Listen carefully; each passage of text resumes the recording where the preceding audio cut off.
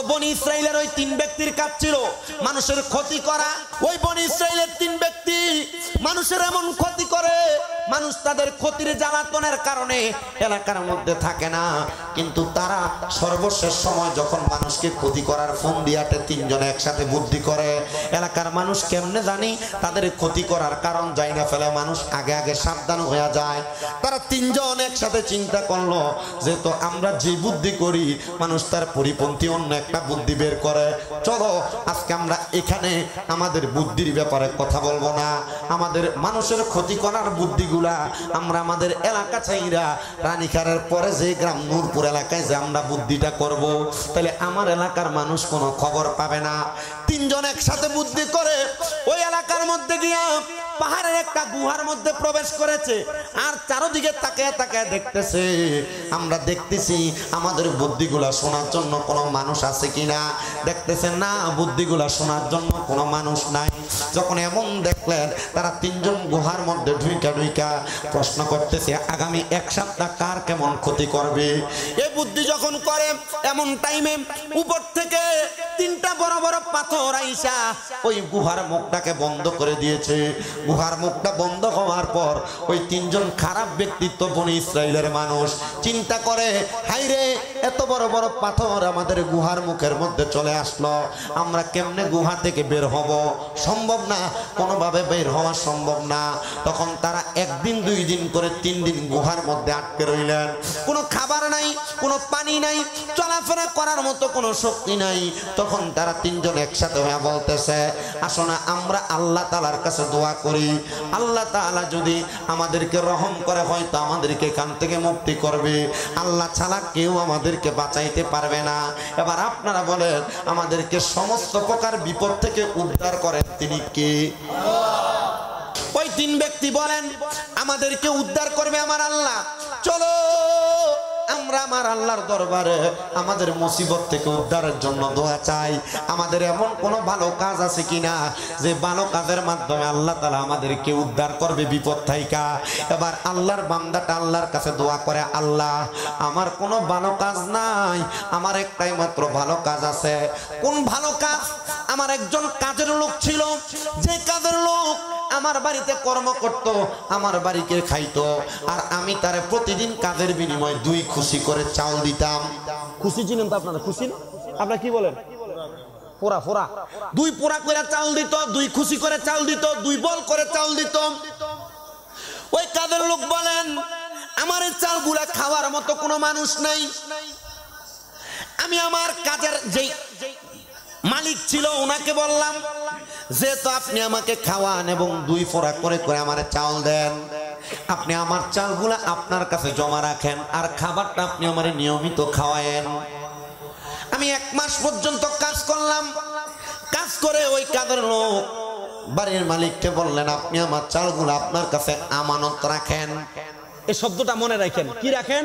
আমানত। আমানত রাখেন। আমি আমানত দিয়া মালিকের বাড়ির কাজটা ছেড়ে দিয়ে চলে গেলাম, ওনার কাজ শেষ। আমি বললাম, হে মালিক, আপনার কাছে আমার এই চালগুলা আমানত। আমার ওই জনের ব্যক্তি যখন চলে গেল, 2-3 মাস যাওয়ার পর চাউলের ভিতর কেরি পোকা ধরে। আপনারা কি পোকা বলেন? কেরি পোকা ধরে। যখন মালিক দেখলেন এই চালগুলার মধ্যে পোকা ধরতেছে, আমি চাউলগুলা বাজারে বিক্রি করে এই চাউলের দামে একটা বকরি কিনলাম, ছাগল কিনলাম। বকরিটাকে সুন্দর করে আমি লালন পালন করলাম। বকরির বাচ্চায় ভরপুর হয়ে গেছে, অনেক বকরি। এগুলা লালন পালন করার জন্য 2টা বকরি বিক্রি করে আমি আরেকটা কাজের লোক রাখলাম। এবার যখন দেখলাম বকরিগুলা বেশি হয়ে গেছে, ছাগলগুলা বেশি হয়ে গেছে, আমি এগুলা বাজারে বিক্রি করে কয়েকটা গরু ক্রয় করলাম।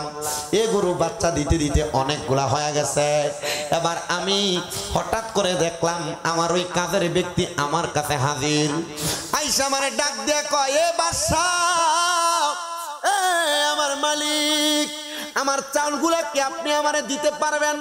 আমি আমার ওই কাজের লোককে বললাম, বাবা তোমাকে আমি তোমার চাউলগুলা দিতে পারবো না, তবে দেখো তোমার চাউলগুলা বিক্রি কইরা আমার বাড়ির সামনে যেই সুন্দর একটা খামার দেখো গরু সহ, এই খামার এবং গরু এবং খামারের যে রাখাল এগুলা সব তুমি নিয়ে যাও, এগুলা তোমার সম্পদ। কারণ তুমি তোমার চাউলগুলা আমানত দিয়েছ। চাউলগুলা যদি এগুলা আমি আমানতের তরফ করতাম তাহলে আল্লাহর কাছে জবাব দেওয়া লাগতো।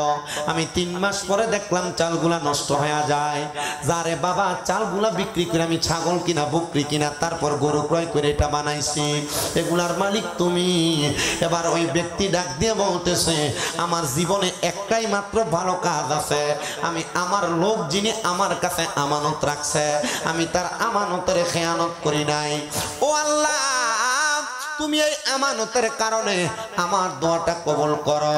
আমার আল্লাহ এত দয়ার আল্লাহ, আমানতের কারণে ওই ব্যক্তির ঘরের ওই ব্যক্তির গুহার সামনে যেই 3টা পাথর আসছে আল্লাহ একটা ভালো কাজের বিনিময় গুহার সামনে থেকে ওই একটা পাথর সেখান থেকে সরে আনিছে। জোরে সরে পড়েন সুবহানাল্লাহ। ওরে তুমি তো মালিকুল কাদির, আরে বানাও কত বাদশারে ফকির, এসবে তোমার কুদরতেরই দান। আল্লাহ পরওয়ার গুনাহ খাতা মাফ করো আমার, বলেন গুনাহ খাতা মাফ করো আমার। আল্লাহ পরওয়ার গুনাহ খাতা, ওরে না যাই না কইরাছি গুনাহ মাফ কইরা দাও সাইরা বানা। তুমি সারা কেয়া সেই আমার আল্লাহ, তুমি সারা কেয়া সেই আমার। হাইরে তুমি যদি মাফ না করো যাইব আমরা কারো দ্বারে, দয়া কইরা দয়া করবেন দান। আল্লাহ পরওয়ার গুনাহ খাতা মাফ করো আমার, বলেন গুনাহ খাতা মার। আল্লাহ পরওয়ার গুনাহ খাতা মাফ করো আমার। তোমার যত বান্দায় আছে নারী বলো পুরুষ বলো ইবাদত করে যে তোমার, হাইরে নারী পুরুষ বান্দা যত তুমি আল্লাহ ক্ষমা করো দয়া কইরা, ক্ষমা করবেন দান। আল্লাহ পরওয়ার গুনাহ খাতা মাফ করো আমার, বলেন গুনাহ খাতা মাফ করো আমার। আল্লাহ পরওয়ার গুনাহ খাতা মাফ করো। বাজানো ও আমার রানীকার এলাকার পর্দার অন্তরালের মা বোনেরা, এবার আল্লাহ তাআলা গুহার মুখে পাথর দিয়েছিল কয়টা? কথা বলেন না কয়টা? 3টা পাথর দিয়ে আটকে দিছে। একটা ভালো কাজ আমানত রক্ষা করেছে। কি রক্ষা করছে? বহু এলাকার মধ্যে খবর নিয়ে দেখা যায় মানুষের কাছে মানুষ যদি 2-3 টাকা 1 লাখ টাকা 50,000 10,000 টাকা হাওলাত নেয়, হাওলাতের টাকাই বুঝে দেয় না আমানত রক্ষা করব কেমনে। আবার আমাদের এলাকার কয়েকটা মসজিদের খবর নিয়ে দেখলাম মসজিদ কমিটির অনেক সভাপতি সেক্রেটারিরা মসজিদের টাকা নিয়ে নিয়ে তারা বাজার খরচা করে খায়। 20,000 50,000 টাকা মসজিদের হিসাব দিতে পারে না। এবার আপনারা বলেন এমন ছোট্টা মার্কা সেক্রেটারিও বাংলাদেশে আছে না? না। 3টা পাথর আসছিল, এর মধ্যে একটা ভালো কাজের মানে আমানতের ওসিলা দেওয়ার কারণে আল্লাহ তাআলা একটা পাথর সরায় আনিছে। এবার বাকি আছে আরো 2 জন। একজন ডাক দিয়ে বলতেছে এবার তুমি তোমার কোনো ভালো কাজের ওসিলা দিয়া দোয়া করো, আল্লাহ নি তোমার ভালো কাজের ওসিলাই তোমাকে এই পাথরের গুহা থেকে বাঁচায়া দেয়। দোয়া করতেছে আল্লাহর কাছে, ও মনিব আমার এমন কোনো ভালো কাজ নাই, তবে আমার জীবনে একটা ভালো কাজ আছে। কি ভালো কাজ? বলে আমার একটা সুন্দর চাচাতো বোন ছিল যার চেহারা বড় সুন্দর, চেহারা বড় মায়াবী। আমার একটু মনের মধ্যে খায়েশ জাগছিল আমি যদি আমার চাচাতো বোনটার সাথে মিলিত হইতে পারতাম, কিন্তু না না না, আমি এই চাচাতো বোনের সঙ্গে মিলিত হইতে পারি নাই। আমার চাচাতো বোনকে যতবার আমি এই কুপ্রস্তাব দেই আমার চাচাতো বোন আমার কুপ্রস্তাবটাকে রিজেক্ট করে দেয়, বাতিল করে দেয়। আমি আমার চাচাতো বোনকে বারবার ভোগ করার চেষ্টা করলাম। হঠাৎ করে একদিন গভীর রজনীতে আমার চাচাতো বোন আমার কাছে আগমন করলো। আয়েশা আমারে ডাক দিয়ে কয়, ভাই আমাকে তুমি 100 দিরহাম আমাকে হাওলাত দাও, ধার দাও। বলে আমি তোমাকে একটা কারণে একটা মাধ্যমে 100 দিরহাম ধার দিতে পারি তোমার প্রয়োজন মেটানোর জন্য, তবে শর্ত হলো তুমি আমার সঙ্গে একটা রাত্রি যাপন করা লাগবে। নাউজুবিল্লাহ বলেন, মোহাব্বতে বলেন না নাউজুবিল্লাহ। এক রাত্র তুমি আমার সাথে যাপন করা লাগবে। এবার এই কথাটা শোনার সাথে সাথে চাচা তো বোনটা রাগ দিয়ে বলতেছেন, আমার ভাইজান আমার টাকাটা বড় প্রয়োজন, যেহেতু আপনি আমার একটা শর্ত জুড়ে দিয়েছেন। হ্যাঁ হ্যাঁ যান, আমি আপনার শর্ততে রাজি হয়ে গেলাম, আমি আপনাকে আপনার সঙ্গে 7টা রাত্র কাটাইয়া দিব।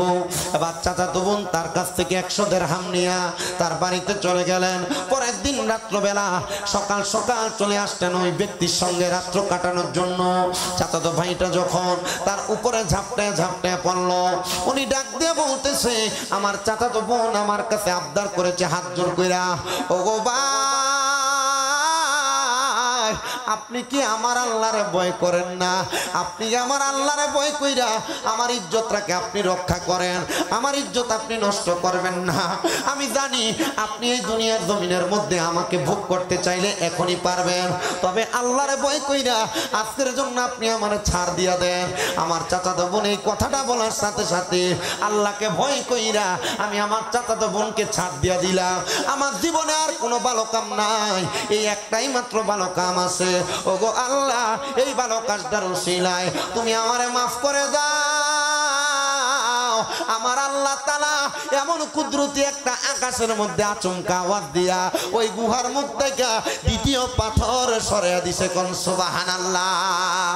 এ রানীকার এলাকার যুবক, এ মুরব্বী বাবা, পর্দার অন্তরালের মা বোনেরা, তোমার সামনে অনেক গুনাহ করার সুযোগ, তবে যদি তুমি গুনার কাছ থেকে ফিরে আসতে পারো আল্লাহ তাআলা তোমার বড় বড় মুসিবত দূর করে দিবে, বড় বড় রোগ মাফ করে দিবে। বড় বড় গুনাহ থেকে তুমি যদি বাইচে আসতে পারো আল্লাহ তাআলা তোমার সকল সমস্যা সমাধান করে দিবে। বলেন সুবহানাল্লাহ। আল্লাহ ও গো আল্লাহ ক্ষমা করে দাও, মাফ করে দাও।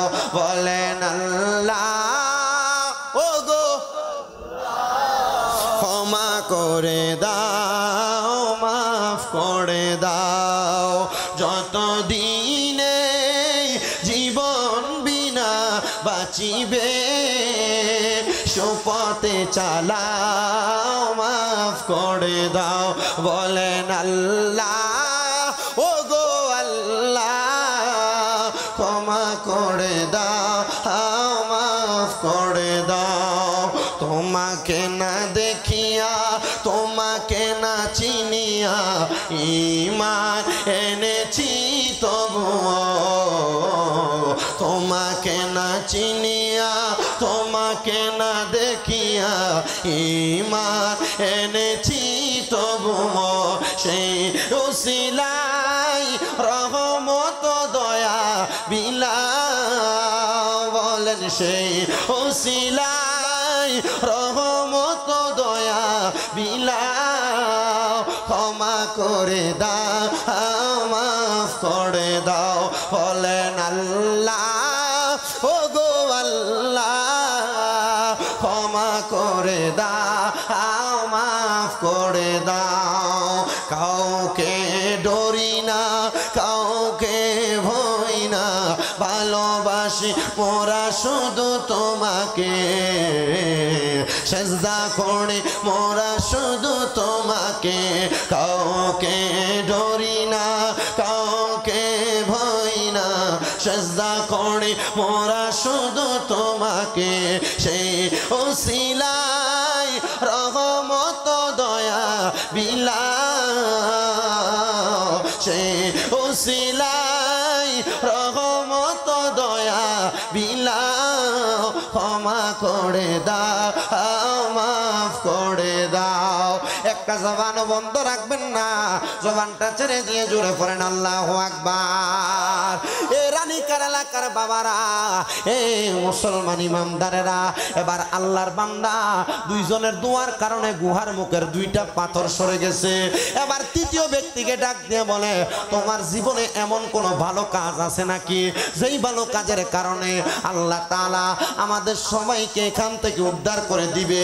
যেহেতু দুইজনের দুইটা ভালো কাজের দোহাই দেওয়ার কারণে আল্লাহ দুইটা পাথর সরিয়ে দিছে, আমাদের বিশ্বাস গো আরেকটা ভালো কাজের দোহাই দিলে আল্লাহ তাআলা আমাদেরকে এখান থেকে উদ্ধার করে নিবে। হায় রে আমার বাবা, ওই ব্যক্তি ডাক দিয়ে বলে, আমার জীবনে এমন কোনো ভালো কাম নাই, তবে আমার একটা ভালো কাম আছে। আমার বাড়িতে একটা বৃদ্ধ মা আছে। কি আছে? কথা কয় না, কি আছে? আমার বাড়িতে একটা বৃদ্ধ মা আছে।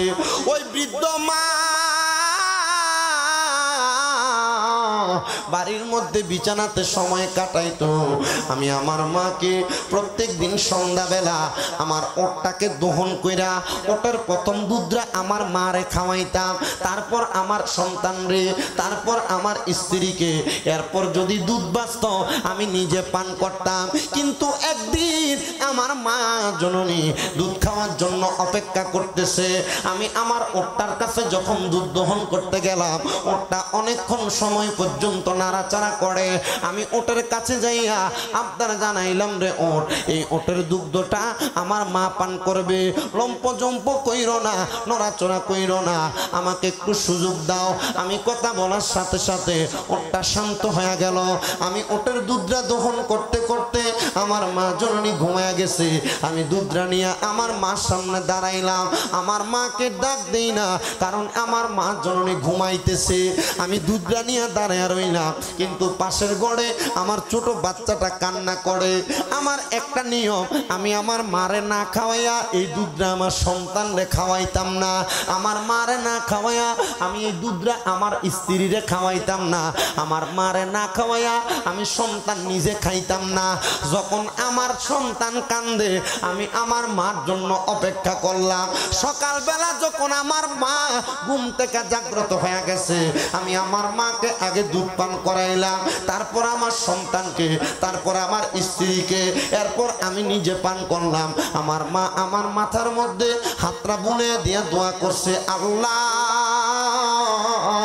ও আল্লাহ, আমার সন্তান আমার জন্য ঘুম থেকে জাগ্রত না কইরা, আমার কষ্ট হবে মনে কইরা আমার সন্তান এই জায়গার মধ্যে দুগ্ধ পান করে নাই। দোয়া করলাম, আল্লাহ তুমি আমার সন্তানরে মুসিবত থেকে উদ্ধার কইরো। ও আল্লাহ, আমার কাছে আর কোনো দোয়া নাই, একটা মাত্র ভালো কাজ আছে। আমি আমার মারে দুধ পান না করাইয়া অন্য মানুষকে দুধ পান করাইতাম না।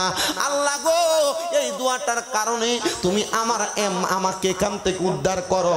তিন ব্যক্তি বলে, এই তিনটা দোয়া করার কারণে আল্লাহ তাআলা গুহার মুখ থেকে বড় বড় পাথর সরাইয়া দিছে।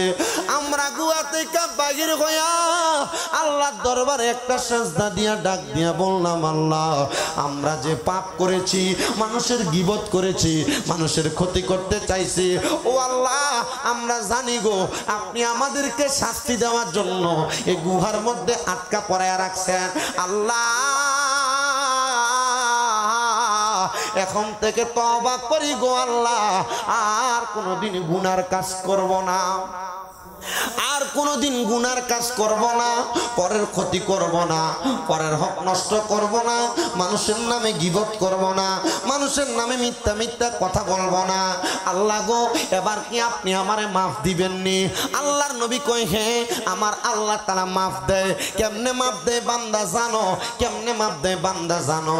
আল্লাহ কেমনে মাফ দেয়? কয়, কোনো বান্দা গুনাহ থেকে ফিরে আসার পর পরবর্তীবার ওই গুনাহটাকে করাকে এমন ভাবে ভয় করে, সামনে যদি আগুনের কুণ্ডলি জ্বালায়া দেওয়া হয়, আগুনে পড়াকে বান্দা যেমন ভয় করে, ঠিক তেমন ভাবে বান্দা যদি পরবর্তীতে গুনাহ করাকে ভয় করে, আমার আল্লাহ তার জন্য জান্নাত রেডি করে রাখে। কিন্তু আমরা টাকা পয়সা ইনকাম করতে যায়া, সম্পদ জোড়াইতে যায়া, জায়গা ক্রয় করতে যায়া, ব্যবসা করতে যায়া আমরা আল্লাহকে ভুলে যাই। মিথ্যা কথা বেশি বেশি বলি, কথা কয় না, বলে কি বলে না? মিথ্যা কথা বেশি বেশি বলি, মুনাফিকি বেশি বেশি করি, দোকানের মধ্যে বিভিন্ন রকমের পায়তারা করি। না না না, আপনি যদি ছোট্ট একটা অন্যায় করেন আল্লাহ তাআলার হাসরের ময়দানে আপনাকে সেটার জন্য জবাব দেওয়া লাগবে।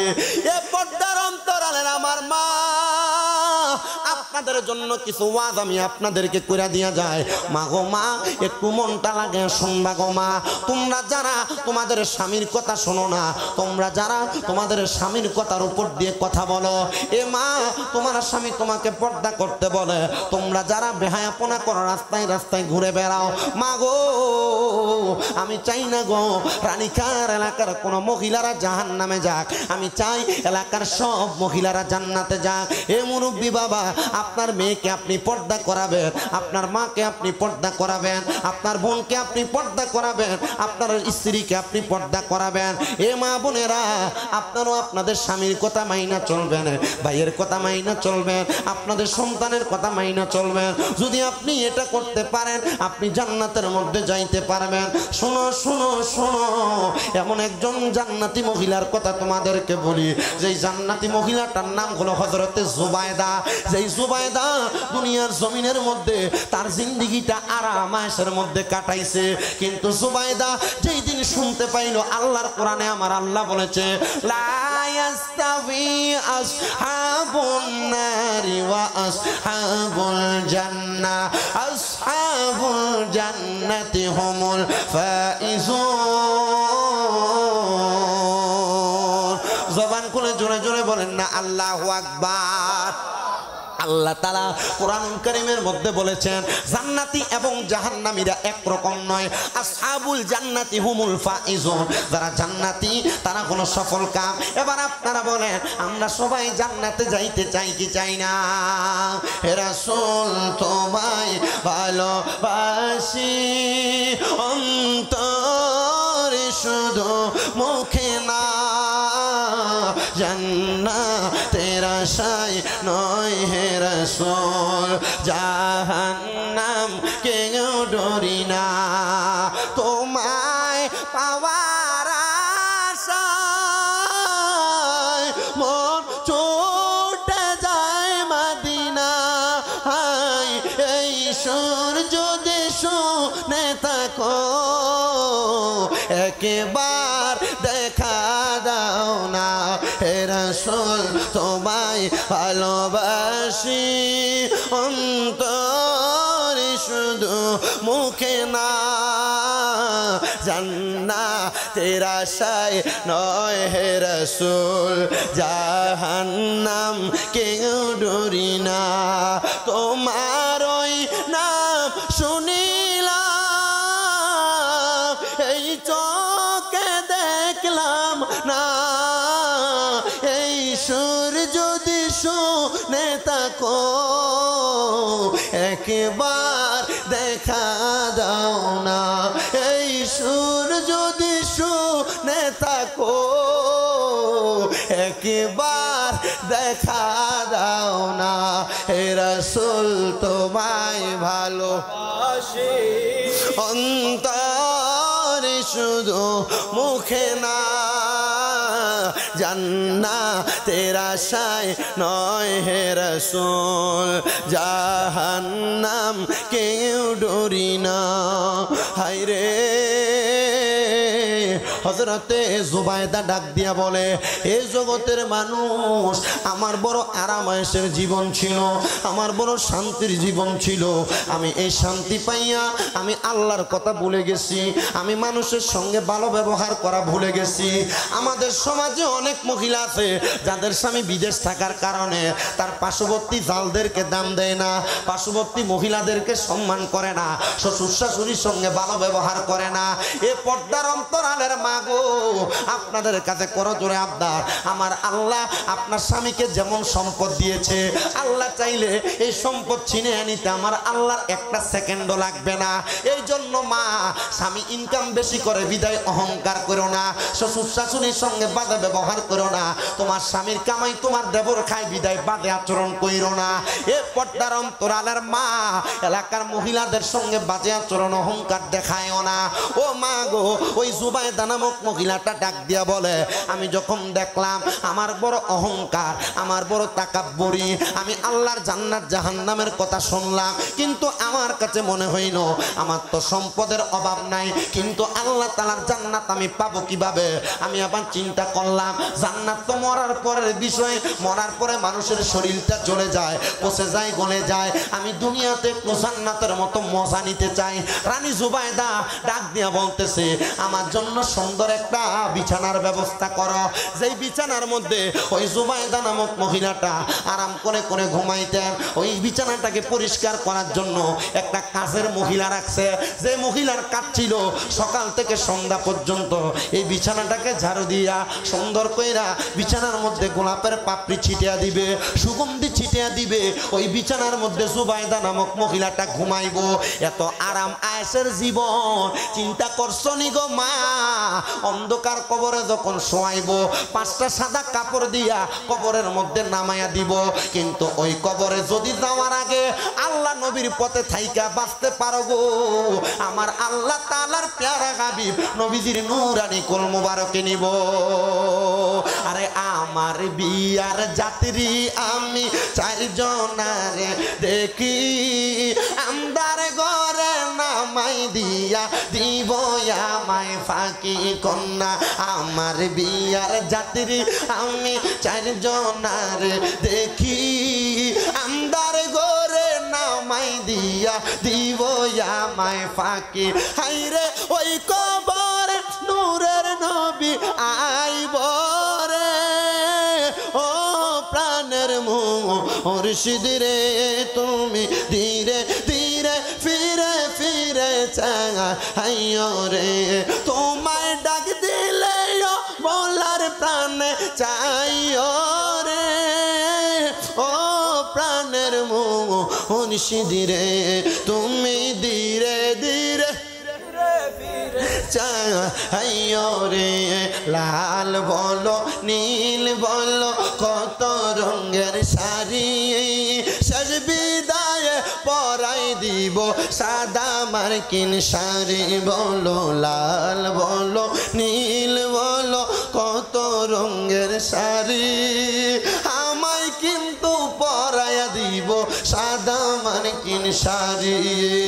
যাইবার কালে একবার নবী আইও রে, বলেন যাইবার আইও রে, ও পানের মুর্শিদ রে, তুমি ধীরে ধীরে ফিরে ফিরে চাইও রে, তুমি ধীরে ধীরে চাইও রে। আম পাতায় জাম পাতায় কত পানি চড়ে, শেষ বিদায়ের গোসল দিব বরুই পাতার জলে কন্যা।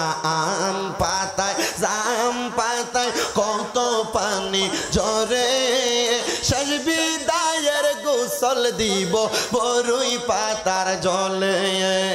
আতর গোলাপ সুরমা চন্দন সিটাই দিব রে, ও প্রাণের মুর্শিদ রে, তুমি ধীরে ধীরে ফিরে ফিরে চাইও রে। মুসলমান ওই জুবাইদা মহিলা ডাক দিয়ে বলেন, আমার বিছানাটার মধ্যে সুন্দর গোলাপের পাপড়ি ছিটিয়ে দিত, আমি ওই বিছানায় ঘুমাইতাম। একদিন আমি আইসা দেখলাম আমার ওই কাজের মহিলা আমার আরামের বিছানাটার মধ্যে শুইয়া রইছে।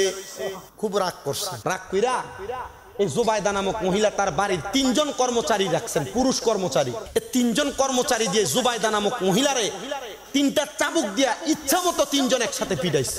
জুবাইদা নামক মহিলা বলেন, এই পিটানোর পর কাজের মহিলাটার সামনে আমি যখন গেলাম, আমি দেখলাম 3টা চাবুকের আঘাত খাইয়ে মহিলা কি সুন্দর হাসতেছে।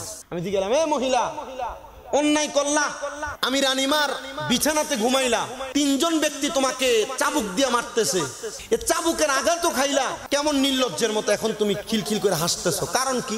কাজের মহিলা ডাক দিয়ে বলে, জুবাইদা, আমি যদি অল্প কিছুক্ষণ সময় আপনার এই বিছানাতে ঘুমানোর কারণে আপনি আমার 3টা কর্মচারী রাইখা চাবুক দিয়ে বাইরান, জুবাইদা আপনি তো সারা জীবন এই বিছানায় ঘুমাইছেন, আচ্ছা আপনি চিন্তা করেন তো আল্লাহ আপনারে কয়জন ফেরেশতা দিয়ে পিড়াইবো? আমি এই কথা চিন্তা করে হাসি, আমি আমার এই বিছানায় ঘুমানোর শাস্তি দুনিয়াতে পাইতেছি, আর আপনি মরার পরে কবরে পাইবেন। আপনি মরার পরে কোথায় পাবেন? আচ্ছা দুনিয়াতে শাস্তিটা বালা না কবর ওই বালা? আল্লাহ যারা মুমিন বান্দা তাদেরকে দুনিয়াতেই কষ্ট দিয়ে নিয়ে যায়, আর জান্নাতে তাদেরকে জান্নাতের নিয়ামত খাওয়ায়। কেন? কয় লাহুমুল বুশরা ফিল হায়াতিদ দুনিয়া ওয়াল আখিরা। যারা জান্নাতি, যারা মুমিন, তাদের জন্য সুখবর দুনিয়া এবং আখিরাতে। আপনারা বলেন এই দুনিয়া এবং আখিরাতের ভয় আমাদের আছে না নাই? দুনিয়া আখিরাতের ভয় থাকলে ফজরের সময় কি নাক টেনে ঘুমায় না মসজিদে যায়? দুনিয়া আখিরাতের ভয় থাকলে 5 ওয়াক্ত নামাজ কি পড়ে না ছাড়ে? দুনিয়া আখিরাতের ভয় থাকলে রোজা রাখে না ছাড়ে? দুনিয়া আখিরাতের ভয় থাকলে সবাই সব কাজ করে, কিন্তু কবরের ভয় আপনার নাই। ও আব্বা, কবরের প্রথম রাতে আপনার এমন দুইটা ফেরেশতা আপনার সামনে আসলে অন্ধকার কবর নূরের আলোতে ঝলমল করবে যদি ইমানদার হন। আর যদি আপনার দুনিয়ার জমিন থেকে বেঈমান হয়ে মারা যান, কবরের প্রথম রাত্র বড় ভয়ঙ্কর হবে। একদিন আসরের নামাজের পরে আমি এই কথা চিন্তা করতে করতে আমি আমার ডান হাতের তালুটা ডান গালের সাথে লাগে মাটারে বাঁকা করে শুয়ে রইছি। হঠাৎ করে কবরের কথা স্মরণ, আমার পশমগুলা মনে হয় কিভাবে জানি খাড়া খাড়া হয়ে গেছে। তখন আমি একটা গজল লিখছিলাম। আমার যে আমরা যে ঘরে খাইলাম কেন, সোহেল ভাই না, সোহেল ভাই কইছে হুজুর আপনার এই গজলটা আমি শুনি, আপনি যে মাদ্রাসার পোলা পাইন নিয়ে গান, আমি এটা দেখি মাঝে মাঝে। তা আমি এই গজলটা লিখছি কবরের কথা স্মরণ কইরা। আমি লিখছি আমার জায়গা হবে নি আমার মরা লাশের লাইগা, মসজিদের পাশে আমার মসজিদের পাশে আমার কবর দিও, কইরাই আমার জায়গা হবে নি, আমার জায়গা হবে নি আমার মরা লাশের লাইগা, মসজিদের পাশে আমার কবর দিও, কইরাই আমার জায়গা হবে নি। জগৎবাসী রে আমি তোমরা ছেলে সন্তান কয়দিনের লাগিয়া, মরার পরে সবাই আমায় যাবে রে বলিয়া, কষ্ট হইল 3.5 হাত মাটি দিও, খুইরাই আমার জায়গা হবে নি, আমার জায়গা হবে নি আমার মরা লাশের লাইগা, মসজিদের পাশে আমার মসজিদের পাশে আমার কবর দিও, কইরাই আমার জায়গা। জগৎবাসী রে আমি যেদিন যাব মারা দুনিয়া সারিয়া, ভাই বন্ধু আত্মীয় স্বজন যাবে রে বলিয়া, জগৎবাসী রে আমি যেদিন যাবো মারা দুনিয়া ছাড়িয়া, ভাই বন্ধু আত্মীয় স্বজন যাবে রে বলিয়া, তোমরা রে দুয়ার মাঝে শরীক রাখিও করিয়া, আমার জায়গা হবে নি, আমার জায়গা হবে নি আমার মরা লাশের লাইগা, মসজিদের পাশে আমার কবর দিও, কইরাই আমার জায়গা হবে নি।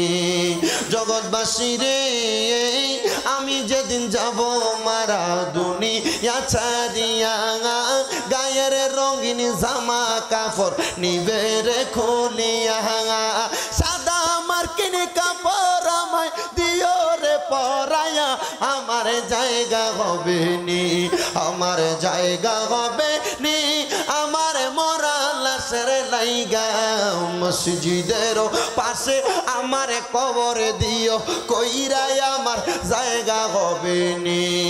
জুবাইদা ডাক দিয়া কই জগতের মানুষ, এই কথাটা বলার সাথে সাথে আমি আমার রাজপ্রাসাদ ছাইরা দিলাম, দামি দামি বিছানা ছাইরা দিলাম, আমি জঙ্গলাতে গুহায় যাইয়া আল্লাহ তাআলার ইবাদত করতে লাগলাম। এবার আমার ওই চাকরানি মহিলাটা আমার কাছে যায় ডাক দিয়া কই ও জুবাইদা, আপনার রাজপ্রাসাদ পড়ে আছে, আপনার সম্পদ পড়ে আছে, আপনার অট্টালিকা পড়ে আছে, এগুলা কি করতাম গো? বলে এগুলা আমার আল্লাহর দ্বীনের কাজে ব্যয় করো, আমার আল্লাহ তাআলা এমন ভাবে কবুল করছে গো। ওই জুবাইদা নামক মহিলাটা ইন্তেকালের পরে তার এলাকার ছোট ছোট গরিব মানুষ যারা, তারা সবাই স্বপ্ন দেখে ওই জুবাইদা জান্নাতি। সবাই প্রশ্ন করে গো জুবাইদা কেমনে গো জান্নাত পাইলা?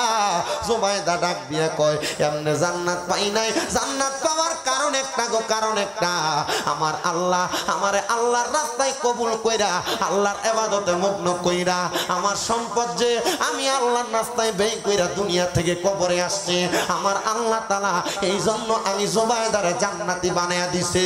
এই সন্তানের দল, তোমাদের মা বাবা তোমার লাখ লাখ টাকার জায়গা জমি দিয়া গেছে, কিন্তু তোমার মা বাবা কবরে কেমন আছে তুমি জানো না। মা বাপ তোমারে বাড়ি দিয়া গেছে, ক্ষেত পাথরে জায়গা দিয়া গেছে, ব্যাংক ভর্তি টাকা পয়সা দিয়া গেছে, ওই মা বাবা কবরে কেমন আছে জানো না। আম্মা আব্বা কবরে কেমন আছে তুমি সন্তানের খবর নাই। এর সন্তান রে, চিন্তা কইরা দেখো, তোমার মা বাপ যদি তোমার এই সম্পদগুলা না দিয়া যাইতো, যদি তুমি কোনো জায়গায় ভাড়া থাকতা, মাসে যদি 5,000 টাকা করে ভাড়া দিতা, 12 মাসে 60,000 টাকা ভাড়া দেওয়া লাগতো, কিন্তু তোমার মা বাবা তোমার অনেক সম্পদ দিয়া গেছে। এ সন্তান, আম্মা আব্বা বালা করে কোনো খাবার খায় না, এমন সময় গেছে ঈদের দিনে আব্বার পরনে পুরান পাঞ্জাবি দেখা গেছে, এমন সময় গেছে আম্মা ঈদের দিনে পুরান কাপড়টারে কোন রকম আসলা দিয়া দিয়া পড়তাছে। ও মা, আপনি কেন নতুন জামা কাপড় পরেন না? আব্বা গো, আপনি কেন নতুন জামা কাপড় পরেন না? আব্বা আম্মা অভাবের কথা বলতো না, কিন্তু তুমি সন্তানরে নতুন জামা কাপড় কিনা দিত। আব্বা আম্মা এখন কবরের বাসিন্দা, তোমার টাকার অভাব নাই, তোমার পয়সার অভাব নাই। আমি জানি না রানীখার এলাকার কোন সন্তানের মা বাবা তারারে কষ্ট করে মানুষ করছে, আজকে মা বাবা কবরে, সন্তানের টাকার অভাব নাই, কিন্তু 500 টাকা দিয়ে আব্বার একটা লুঙ্গি কিনা পরাইতে পারে না আব্বা কবরে। আমি জানি না রে, রানীখার আদর্শ গ্রামের এই খানকা এলাকার কোন সন্তানের মা কবরে, মা কাপড়ের রাস্তা থেকে 10-20 টাকা বাগির কইরা কইরা সেই সন্তানরে দিয়া দিছে। আজকে মা কবরে, ওই সন্তান মারে 500 টাকা 1000 টাকা দিয়া কিনে একটা কাপড় পরাইতে পারে না। আল্লাহ, যে সন্তানের মা নাই, যে সন্তানের বাবা নাই, ওই সন্তানের মা বাবার কবর নাজাতের ফয়সালা করে দাও। আমি গতকালকে একটা মাহফিলে গেছিলাম ভৈরবের শ্রীনগর এলাকায়। শ্রীনগর ওই এলাকায় একটা ছেলে মাহফিল করায়, যার নাম শফিকুল ইসলাম। একা একটা মাহফিল করায় পুরো এলাকা লইয়া। আমি জিগাইলাম, ভাই এত টাকা যে মাহফিলে ব্যয় করেন, আপনার লাভটা কি? আমার ঘরে নিয়ে ডাক দিয়া কয়ে, ভাই আমার চোখের সামনে আমার আব্বা 20 টাকা রোজের কাম করছে মানুষের বাড়িতে, ভাই আমার মা মানুষের বাড়িতে কাম কইরা কইরা আমরা খাওয়াইছে, এখন আমার টাকার অভাব নাই, কিন্তু আমি আমার মা বাপরে আমার টাকা পয়সা খাওয়াইতে পারি না। বাইরে আজকে আমি আস্তে একটা গরু কিনা মাহফিল সাজাইছি, আমার মা বাপ যদি থাকতো, আমার মা বাপ বড় খুশি হয়ে যাইতো। আমি আমার ভাই শফিকটারে বুকে টান দিয়া কইছি, রে ভাই কান্দিস না রে, আমিও তোর একটা ভাইয়ের মতো, আলেম হিসেবে আল্লাহর দরবারে দোয়া করব, আল্লাহ যেন তোমার ব্যয়ের কারণে তোমার মা বাপরে মাফ করে দেয়। ও সন্তানেরা, রানীখার এলাকার যুবকেরা, রানীখার এলাকার টাকাওয়ালা পয়সাওয়ালারা, তোমার মা বাপ যদি বাইচা থাকতো, মা বাপরে যদি তুমি প্রতি মাসে মাসে খানা খাওয়াইতা, তোমার কি প্রতি মাসে মা বাবার পেছনে 1000-2000 খরচ হইতো না? কঠিন রোগে আক্রান্ত হয়ে গেছেন, হতাশাগ্রস্ত হওয়ার কোনো কারণ নাই। বিপদে পড়ে গেছেন, হতাশাগ্রস্ত হওয়ার কোনো কারণ নাই। আপনি কঠিন মুসিবতে পড়ে গেছেন, হতাশাগ্রস্ত চিন্তাগ্রস্ত হওয়ার কোনো দরকার নাই। আপনি অন্তরে বিশ্বাস রাখবেন যে আল্লাহ বিপদ দিয়েছেন, সে আল্লাহ বিপদ থেকে উদ্ধার করবেন। কারণ লা ইউকাল্লিফুল্লাহু নাফসান ইল্লা উসআহা, আল্লাহ তাআলা কারো সাধ্যের বাহিরে কোনো কিছু চাপায় দেয় না। আপনি মুসিবতে পড়বেন, ক্যান্সার আক্রান্ত হবেন, আল্লাহ জানে এই ক্যান্সার আপনার দিলে আপনি এটা সহ্য করে থাকতে পারবেন, এজন্য আপনাকে ক্যান্সার দেয়। আমার আম্মা আজকে 5 মাস অসুস্থ, আমি আল্লাহর কাছে অনেক কাঁদছি, আল্লাহ আপনি আমার মারে অসুস্থ বানায় রাখছেন। আমি এখন আমার খুব কষ্ট লাগে, আমার মা যে হাতের ভিতরে স্ট্যান্ড নিয়ে নিয়ে হাঁটে, আমি আমার আল্লাহর কাছে কইছি, আল্লাহ আপনারা বলছেন লা ইকাল্লিফুল্লাহু নাফসান ইল্লা উসআহা, আপনি কারো সাধ্যের বাইরে কোনো কিছু চাপায় দেন না। আল্লাহ হয়তো আপনার কাছে আমার আম্মারে অসুস্থ বানায় আমাদেরকে পরীক্ষা করা আপনার জন্য ইচ্ছা হইছে, আপনার মনে সাজ জাগছে, আল্লাহ আমার আম্মা অসুস্থ, আপনি যদি ভালো মনে করেন অসুস্থ, আলহামদুলিল্লাহ। প্রথম 2 মাস অনেক কষ্ট করছি, আলহামদুলিল্লাহ। সারা বাংলাদেশে আমার অনেকগুলা ভক্ত আছে, এর মধ্যে নরসিংদীর একটা ভক্ত বেলাবো বাড়ি, ওনার শাশুড়ি সহ আমার বাড়িতে আমার আম্মার খেদমত করে। মাঝে মাঝে হোমনার একটা মহিলা যায় আমার আম্মার খেদমত করে, বরুড়ার একটা মহিলা যায় আমার আম্মার খেদমত করে। আমি এখন বাহিরে হরদম সে মাহফিল করতে পারি, আমার কোনো চিন্তা নাই, তারা আছে আমার আম্মার পাশে। আমি এতটুকু চিন্তা করি, প্রথম যে 2 মাস আমার আম্মা অসুস্থ, খাটে শোয়া, আমি পাশে নিচে ফ্লোরের মধ্যে শুইছি, আমি আমার আম্মার পাশে শোয়া, কখনই ডাক দেয়। এখনো আমি যে আমার রুমে ঘুমাই, আমার ছোট ভাইরে কইছি তুই আমার নিচে পাশে নিচে ঘুমাইবি, আমার আব্বা পাশে ঘুমা, কখনই ডাক দেয়। কেন জানেন? কারণ আমি বিশ্বাস করি আমার আম্মা জানের দোয়ার বরকতে আল্লাহ তাআলা আমাকে অনেক কিছু দিবে। আমার 6টা মাদ্রাসা চলে, আপনারা অনেকে জানেন। আমি এতটুকু বিশ্বাস করি মরার পর আল্লাহ তাআলা এটার জন্য আমাকে আলাদা একটা নিয়ামত দিবে। কি আপনারা কি নিয়ামত চান না? আল্লাহ তাআলা এটা চাপিয়ে দিয়েছেন। কত মানুষ আইসা আম্মাকে দেখতে আসলে বলে তুই যে বয়সে এতটুক হয়ে যাবি আমরা তো চিন্তা করি নাই। এটা চিন্তা করার কিছু না, মহান আল্লাহ তাআলার চিন্তা আর মানুষের চিন্তা এটা এমন অবাস্তব। আল্লাহ তাআলা যেটা চিন্তা করে বান্দার ভালোর জন্য চিন্তা করে। বান্দা যদি মনে করে না আমার ছোট ভাই সে কামাই করে 5000 টাকা দৈনিক আর আমি কামাই করি 500, এটা হইতে পারে না। না না, আপনি মানতে হবে আপনার ছোট ভাই 5000 টাকা কামাই করে শেষে শান্তি পায় না, আপনি 500 কামাই করে তার চাইতে আরো বেশি শান্তি পান। কথা বলেন ঠিক কিনা? এজন্য আল্লাহর ফয়সালা মেনে নিবেন। আল্লাহ কবুল করেন, জোরে পড়েন আমিন। আল্লাহ তাআলা আমাদেরকে সকল প্রকার মুসিবত থেকে উদ্ধার করুন, জোরে বলেন আমিন।